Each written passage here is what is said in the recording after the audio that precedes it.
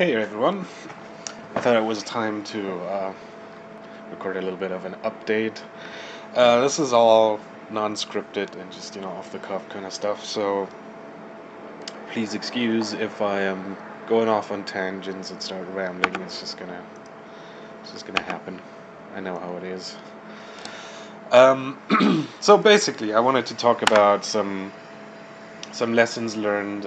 Again, this is the physical spells cast on crit lacerate test character for prophecy, and so far it's going reasonably okay, but it's been somewhat mixed. I would say it's a good build. I would kind of recommend going assassin over what I did, which is Slayer. Slayer is fun. Its AoE is amazing. Um, it's basically like just having a carcass jack and dual wielding divinariuses, which wouldn't even work because you'd require a sword or an axe for lacerate. But yeah, you just get that on top, and you could potentially still put those items, well, one divinarius, I guess, and a carcass jack on top of what you already have. So this part of it is really fun and really great. Compared to assassin, um, I ran into some problems which kind of, yeah, they kind of kept me from actually doing what I wanted to do with the build so far. I'm right now, let's see, level 84. Um, the main problem is, basically the trees are relatively similar compared to my assassin. The main difference is assassin, you basically take the same tree, cut it off here, which means everything down here is kind of wasted. However, you can only really count 1, 2, 3, 4, 5, 6, 7, 8 points here that I'm actually losing compared to assassin, because the assassin was a CI build and this is a life version. Now, typically I really like to go CI on crit based builds because you can get effective more of an effective life pool out of less points put into it. So like right now I'm guessing I have around 150% increased life, which is just about enough. I'm approaching 4.5k, and well, I haven't counted out the exact amount of points I've put towards life, but basically if I removed all those points and would put them into here, here, here, and then possibly, yeah, even going and picking up CI. And when I said here, I really just mean this one and this one, none of the other ones. Just going for like the notable, which leaves you like for late game with a ton of extra nodes to pick up. And here I'm also going down to the 12% node here. I'm not picking up the witch base, because at that point the 14 to maximum energy shield base actually really doesn't matter much. I mean, you can, you're gonna end up with like high intelligence and all the other nodes. You probably getting a little over 200% increased energy shield. So the 14 would be what, 30, 32, 36, 38, 28, and 14. 42 actually. Might not, yeah, 42. Um, and it's something. Does it really? That skill point might be worth more somewhere else. And then you still have the option of going into this, but you really don't need to. I've had like over 7k energy shield with just these three, not even picking up that one. Um, the CI nodes, of course. and then just this one. Just by having decent gear, you can hit 7k, and that's more than enough. You're tanky enough. You never really run into any issue of like being one-shottable. And then of course you still, if you want to become more tanky, you still have a lot of points really close by that you could just keep throwing points at if you're getting into like the past level 90 territory. And that leaves you with so many, like basically, you have 123 points to spend on the skill tree.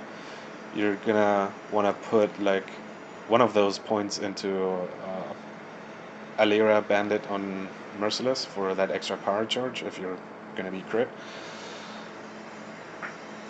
And that basically leaves you with 100 points to spend purely on offensive stuff and traveling around for crazy like utility combinations. So this is like a really efficient way of pulling something like a crit build off, which typically requires a bit more investment because you need all those power charges to really make it work for the most part. And the crit is a little bit spread out too, even though it's mostly in the shadow tree. Um, but I wanted to be able to wear a Cospre's Will if I can get myself one, which in hindsight seems kind of like a bad choice. Because looking at my tree now, I'm basically, it's basically the same tree. The only difference is I have life spent here, here, here, and, down here. I could spec out of that, get all the energy shield stuff, and then still have some points left over. Because that's kind of the problem right now. Typically, since I have Blade Vortex in here, and it's nice to use a bunch of like Val skills that are duration based, and eventually I'm going to deal poison damage, which I am not with this version of this build right now, even at level 84. Um, it is really, really nice to pick up skill effect duration, because that affects poison damage and it makes your Val skills last longer, it makes your Blade Vortices stay up longer. And so basically, like this 10, 10, 25, that's not just utility for having your stuff up longer, that's also a damage increase by that much for your poison. And again up here, so you have 45, 45, 90%. And right now, for one, it's silly for me to get this one because I'm going through energy shield and those are kind of wasted points or just like purely travel points. And then this one I could get, but that it is something that I wanted to pick up after having all the crit chance and main base damage types sort of figured out, but then my build was just too squishy. So these are some lessons learned. I guess I haven't played a life build in a long time, and I just made some silly mistakes. Like I completely ignored chaos resistance, and that was getting back at me. So this is why my experience with it so far has been kind of mixed. And considering that I did get super lucky and just find an evasion-based 6-link the other day. Before that, I was using Tabula Rasa. It is now kind of hard for me to switch over to the Cospre's Will anyways, because, with a Castle Crit, you kind of really want that 6-link. And getting that unique in the first place is going to be pricey, and then 6-linking it would be rough. I've tried to 6-link stuff many times. It's only ever happened once to me. And buying it would be crazy expensive. Whereas I just found this literally through one alchemy orb at it. I happened to get like the hybrid evasion roll. Lots of life on it and some crappy resists, but was still able to craft extra evasion on it. So, well, you know, the evasion rating on it isn't too awesome, and the resists aren't crazy good. They're actually really crap. You know, just that life roll alone is really good. All right, so I would actually recommend playing this as a CI build. You save a bunch of points. I really have a bunch of things that I would like to pick up that make this build a whole lot better, and the main one is skill effect duration. And then there's other useful things like, you know, the poison stuff here. And I can't really afford to get into poison right now. I guess this is where I should talk about the links. I actually have Cyclone in there. So my chain right now is Lacerate, cast on critical strike, of course. Then you have Blade Vortex and Blade Fall, and increased area of effect and concentrated effect, or critical strikes and conc effect for the most damage. This should actually, like, increased critical strikes is actually the one that I have in there most of the time. I was just messing around with stuff. And conc effect and increased critical strikes is what I have in there most of the time when I'm mapping. If I was doing something easier, like say I was just warming up for a couple Dried Lake runs, I would get the increased AoE out, just because it's so much fun to see that crazy AoE. And you could argue that if I had poison going, that hitting more stuff might actually be slightly better than hitting stuff a little bit stronger. Obviously for bosses, you'd still want conc effect. Most of the time I'm just too lazy to switch, and so I just leave conc effect in there. But basically, for faster clearing against weaker mobs, obviously you want to get that increased AoE. And then if I put conc effect in, you're gonna see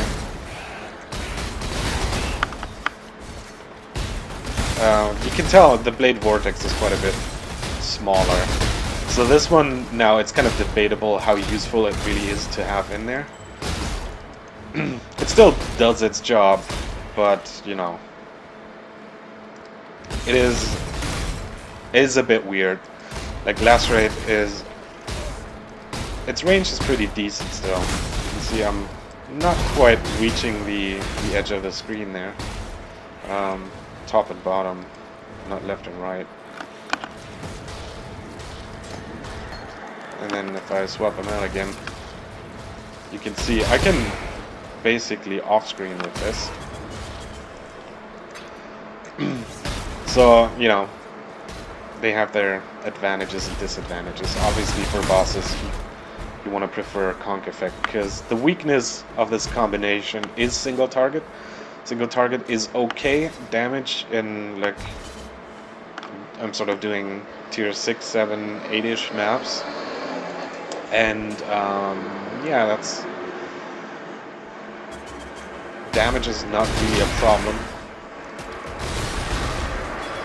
Even with the AoE.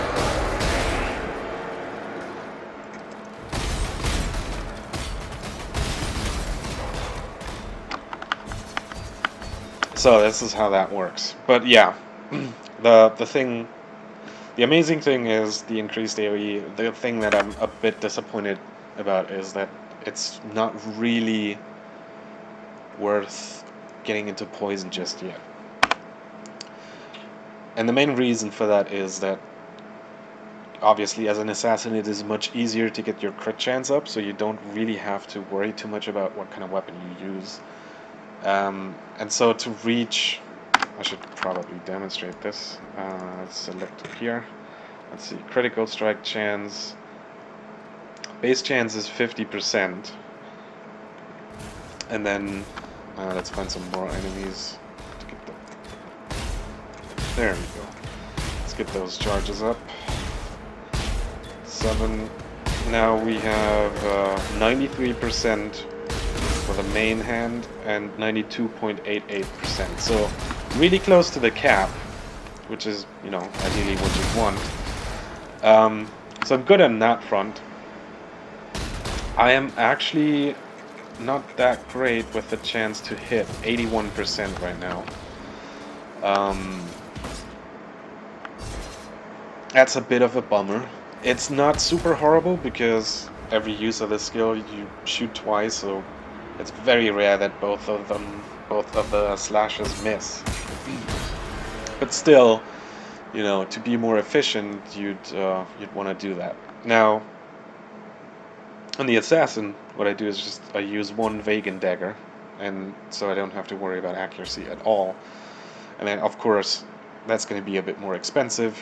You're getting slightly worse rolls overall. It doesn't have as many mods on it, but you don't have to worry about accuracy at all. And right now, I don't really have any accuracy on gear, and pretty much no accuracy on the skill tree, and so I'm sitting at 80%. And this is another case where this is just not as efficient. I did find it's really nice to dual wield for this skill setup, but this is also not super efficient with the Slayer, because all of these nodes, they have increased damage with two-handed weapons. So you have like a 50% increased damage for two-handed weapons in here, which then I don't take advantage of. However, since this is cast on crit and it's mainly like spell damage, area damage, and physical damage that benefits my spells, the ability to dual wield and put a spell dagger in there, even though you have to use a sword or an axe, allows you to squeeze out quite a bit of extra damage. So if you wanted to make, you can basically make an attack-based version of this and just go with a two-handed weapon and just skip the entire like cast on crit stuff, and then you just, you know, get a really high DPS or, you know, really high physical or elemental DPS two-handed weapon. Preferably probably a flesh ripper for a high crit chance as well, if you wanted to scale it that way. And that works too. You know, and then instead of spells, you just have your Herald of Ice and Herald of Ash.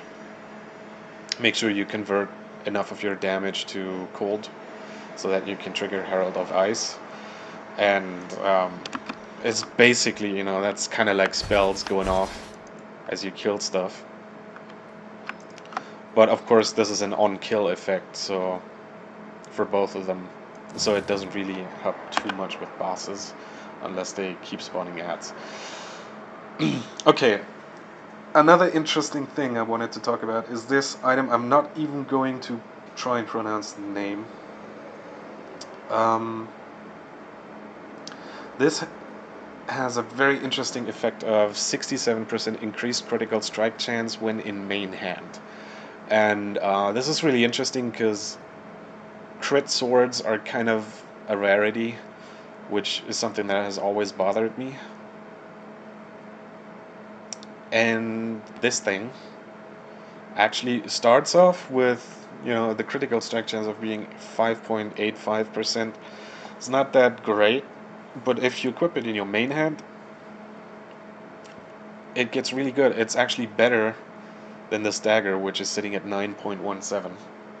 Just slightly, so I'd assume it's like 9.25. I could do the math, but you know, you saw the crit chance earlier. And this is really cool. On top of that, it gets a little bit of the red socket. Physical attack damage leeches life per red socket. Doesn't really do much, although it does something. It's not horrible.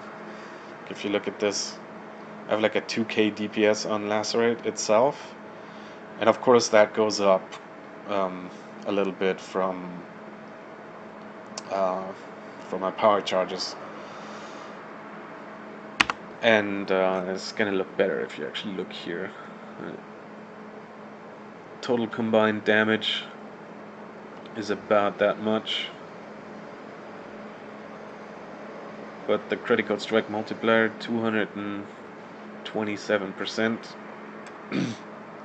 Hence the other thing, the green sockets give me 10% global critical strike multiplier.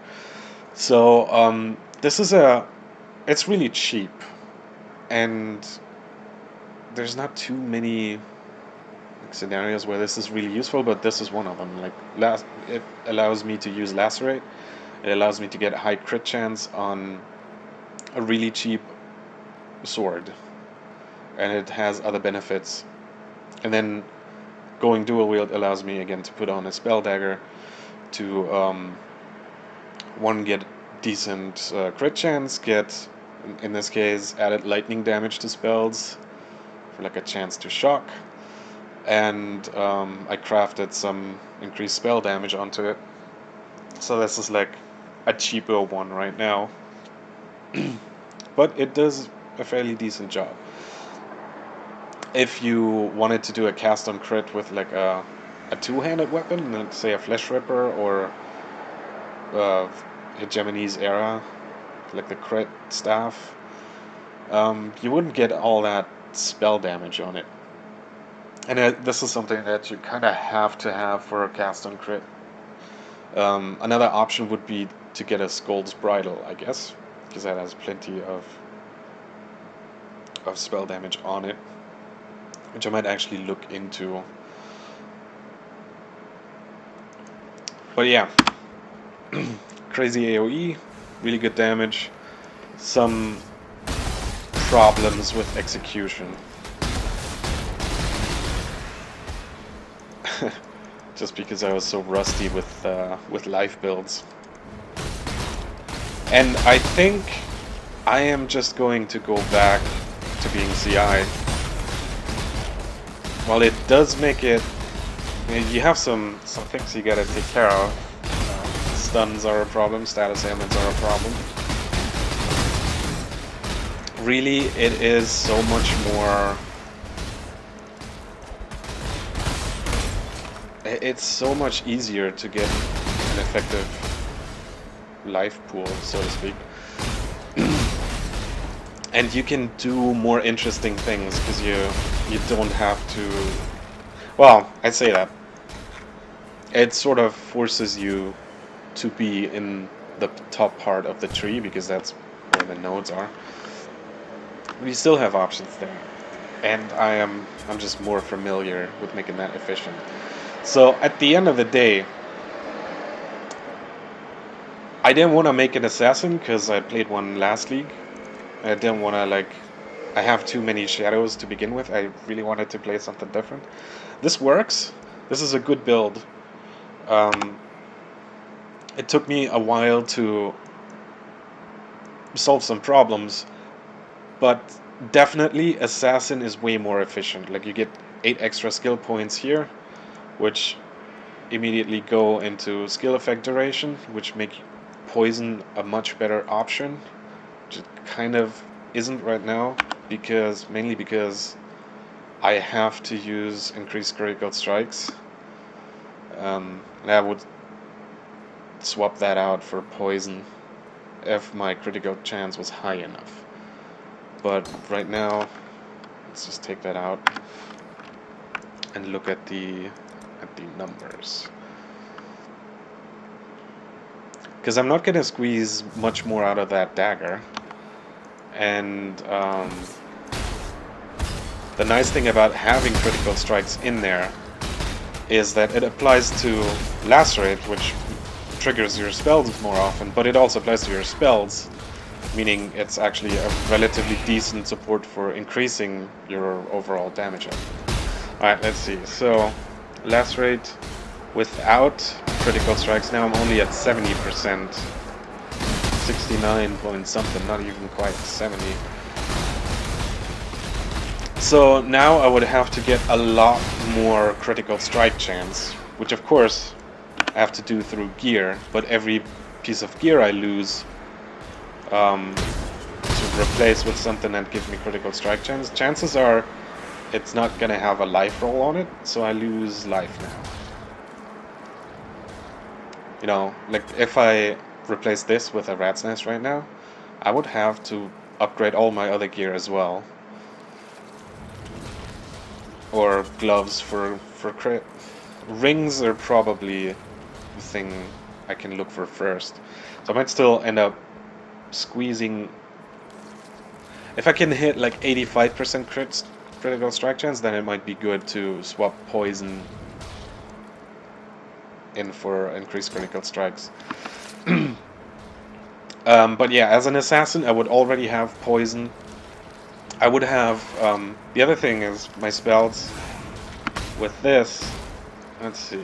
Let's take Blade Vortex, for example. Put those charges on them. You can see right now, 42%. Come on, give me charges faster.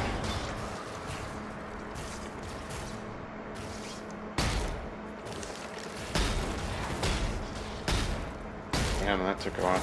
Okay, so 66% critical strike chance, which is really good. But that's with critical strikes. You take that out, it's 45%, so it's less than half. As an assassin, my spells would pretty much be hitting the cap too. So maximum crit chance for Lacerate itself, for triggering the spells, and then for the spells itself. And then just more points for poison damage, more skill effect duration. And on top of that, I wouldn't have to use a 4-link to generate power charges with Orb of Storms. Which, you know, if you keep them up, it's not too bad. Like, if I'm at 7, Orb of Storms itself has a really high crit chance now. So you can see it'll just keep refreshing the power charges. And you kind of get used to it, just putting it down every now and then just to make sure that you don't lose your power charges ever, and then it's not bad. But whenever you do lose them, it takes a bit for them to come back. Whereas Assassin has this Ascendancy node, which just gives him power charges, a really low chance, I think it's like 10% whenever you don't crit, which might seem that if all your spells are capped at 95% and your main attack skill as well is capped at that's a really rare chance, but it's actually works out really nicely. Right? Basically, you don't have any power charges, your crit chance is lower. You're cast on crit, and you hit lots of targets. Your spells go off, your attacks hit multiple targets. There's so many hits that your power charges go up really fast. And once they're up there, it procs often enough to just keep them up, like you never run out. And whenever you do run out, you get them back faster. So you don't have to really do anything. As an assassin, you just have power charges. If you're doing the cast on crit thing, or something that, you know, has a really high attack or cast speed. This is not a horrible issue. It's just nice not having to do this every now and then. So I've been sort of showing the cons of this, I guess. What I'm trying to get at, basically, is I like this build. This is certainly one of my better builds, but Assassin is just way more efficient.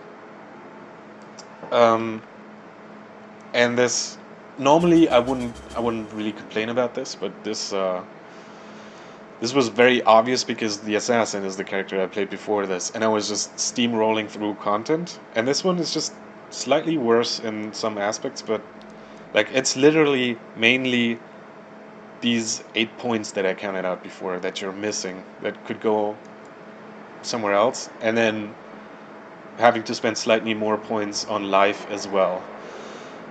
So I may just respec this guy into CI, because I've made enough currency now to buy a new set of gear. And if I do find a Cosprey as well and get a 6-link kit, then I can still switch back. And if I do switch over, I am going to report back and talk about, whether that was worth it. Let's see, what did we get there? Oh, the barrage one. Cool.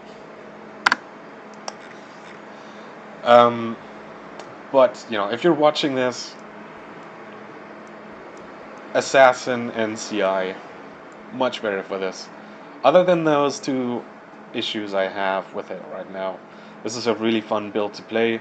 It is really, really, really, really nice to have a new way, just a new skill that is viable for cast on crit.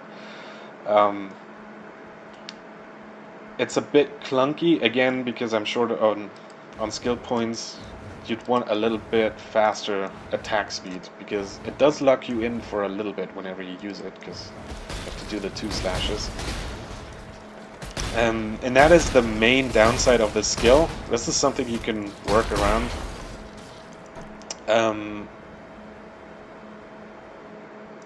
Yeah, that should be it for now. I'll report back later once I have done more testing and leveled up a bit further.